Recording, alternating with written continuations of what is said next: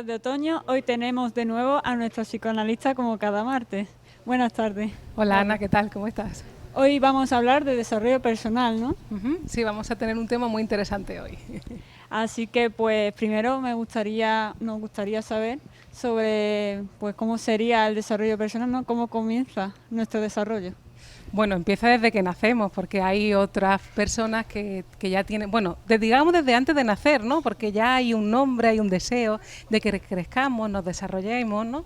Y también es interesante el ejemplo tuyo, ¿no? Por ejemplo, ¿no? Que estamos hablando del desarrollo personal y fíjate qué interesante, ¿no? Porque tú has entrado en la cadena, ¿no? Y estás ahora en esa cadena de producción también y es necesario que otros también te dejen ese lugar para tú ir creciendo.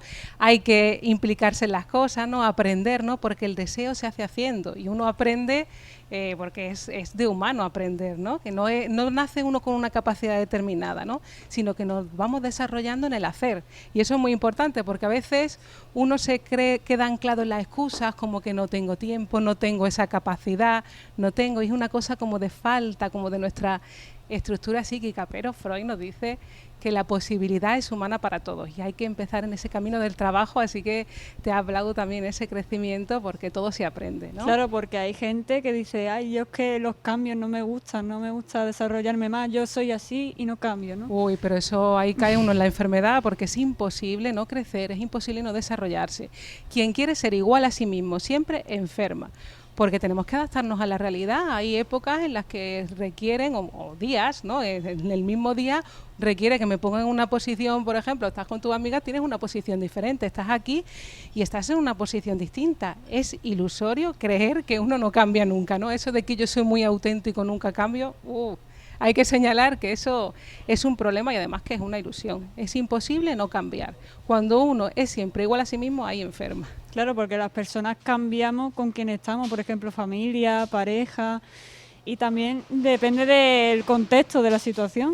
Claro. Porque puede ser, yo qué sé, que estés enfadada o contenta, entonces cambia todo, es muy relativo, ¿no? Claro, lo que pasa es que esos son estados de ánimo. Me parece importante señalar que no debemos dejarnos llevar por esos sentimientos comunes, porque a veces son muy infantiles, ¿no? Venimos de una familia en la que tuvimos que reprimir u olvidar, ¿no? Ciertos afectos que no nos sirven para la actualidad. Es decir, uno está con la mamá y ahí está en esa posición de que me lo den todo, abro la boca y me lo dan todo, ¿no? Pero en el mundo hay veces que se cae inconscientemente en esa posición, ¿no? Creyendo que los demás tienen algo que yo no tengo, que yo he llegado aquí por mi cara bonita, ¿no? O le dices al otro, tú estás ahí porque tú tienes algo que yo no tengo, ¿no? Tú estás enchufado, ¿no?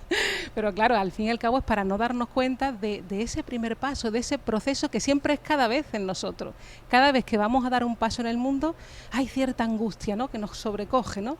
Porque claro, en esa angustia está implicado nuestro deseo, pero es un poquito de angustia. Luego es seguir adelante, que eso se pasa, ¿no? Claro, porque queramos o no, desarrollamos. Siempre. Claro. Siempre estamos en constante desarrollo, ¿no? Claro, además que nuestras percepciones nos engañan, ¿no? Además que uno da cuenta que pasa el tiempo, ¿no? Y cuando llega en un lugar determinado, pues bueno, ve todo el avance que ha hecho, ¿no? Al principio yo podía decir una palabra, ¿no? Podía gatear, podía decir 4 palabras, pero ahora en el fruto de ese aprendizaje puedo decir X o Y. Lo que pasa es que es importante porque desde el psicoanálisis sabemos que en el inconsciente no hay tiempo y a veces uno en la actualidad se puede llegar a comportar o puede, digamos que producir en sus relaciones pues como un destino, como algo, un patrón inconsciente que se fija en la persona en el sentido, por ejemplo, de querer y no poder. Es que quiero hacer algo y no puedo. Ahí hay que revisar porque a veces hay que hacer como un selfie psíquico, ¿no? Y eso quiere decir que es revisar uno mismo, que hay conflictos en nosotros que no nos damos cuenta solamente por los efectos que hay en la realidad. Si uno ve que en su vida no puede avanzar o que le pasan cosas que no puede manejar, que no entiende por qué uno dice querer una cosa y luego se va por otro lado o no se puede desarrollar lo suficiente, ahí hay que revisar porque Freud nos dijo que en nosotros hay un sujeto dividido, es decir, que hay una parte consciente y otra inconsciente y puede haber en nosotros conflictos que claro, le hacen a uno tirar cada uno para un lado porque para lo que una parte de ti es placentero, para otra no. Entonces hay veces que entramos en contradicción y los efectos se ven en la realidad. Es decir, que uno no puede desarrollarse, uno se detiene ante ciertas cosas, empieza algo y no termina, ¿no? O siempre hay alguna excusa, o abandono por amor un proyecto que yo tenía. Entonces es importante, en lo que te decía de los sentimientos comunes, ¿no? Es sujetarse a la agenda, ¿no? Es hacer lo conveniente para ti en cada momento, ¿no? Si uno se deja llevar por los sentimientos comunes, ahí se levanta como si fuera Tarzán y se come el mundo, se levanta como la monachita y lo echa todo a perder, ¿no? Claro. Entonces es importante. Y también que, pues por ejemplo, hay gente, como bien lo has dicho, que hay gente que no quiere desarrollarse y que, bueno, o que busca cualquier excusa también de quiero pero no puedo. En verdad, claro, el querer es poder también, ¿no? Claro, lo que pasa que, claro, ahí el psicoanálisis podría hacer alguna lectura, bueno, ya esa persona tiene que entrar en el diván, hablar, ¿no? Pero también es como una posición infantil, ¿no? Es como cuando el bebé está con la mamá y cree que todo le completa y que no tiene que hacer nada para satisfacer sus necesidades. Pero claro, en el mundo pues, hay que trabajar, hay que hacer cosas. Además, el ser humano puede gozar de cualquier cosa y hay que tener cuidado porque en esa posición, dejándose llevar por ese principio del placer, al final estás todo el día fantaseando, porque claro, eso tampoco es cierto. Va a ser todo placer y placer, no. Claro, además que eso, ¿de qué te diferencia entonces el ser humano del animal? En nada, ¿no? Además el ser humano goza mucho, ¿no? Cuando consigue algo, cuando consigue algún objetivo, alguna meta, ahí es algo pues, para la persona muy placentero, ¿no? En el sentido que consigues transformar las cosas, consigues cambios en la realidad, ¿no? Y en el contraste también uno es cuando goza y cuando consigue las cosas en la vida, las metas. Y eso es también lo que nos diferencia de los animales que solamente se rigen por el placer, ¿no? El ser humano es algo más, es lenguaje, es una vida, ¿no? Hay proyectos que se llevan a cabo, relaciones con otras personas que son tan importantes también para nuestro desarrollo personal, darnos cuenta que en nuestra vida sin otros no somos nadie. Claro, porque queramos o no vivimos en una sociedad y nos tenemos que desarrollar en sociedad. Si estamos un poco aislados de la gente, pues tampoco desarrollamos mucho, ¿no? Claro. ¿Cómo sería el desarrollo sin la sociedad? Es que es imposible. Además, Freud nos dice que no hay sujeto psíquico si no es social. Es cuando uno puede separarse de esa función mamá, de la familia, cuando uno entra en el mundo, ¿no? Y cuando puede producir algo más allá que para sí mismo. Incluso el amor es el amor social, es dar lo que uno no tiene a quien no es. ¿No? Porque uno está aquí en la entrevista, aquí estamos generando amor, ¿no? Porque estamos construyendo algo para los demás que no sabemos de qué se va a beneficiar ni quién, ¿no? Y eso es un acto de amor, ¿no? Que es muy importante. Claro, ¿y cómo sería, cómo nos damos cuenta que estamos desarrollándonos para bien, claro? Por ejemplo, yo lo noto, ¿no? Porque estoy haciendo práctica, entonces voy notando que voy mejorando, me voy soltando más delante de la cámara.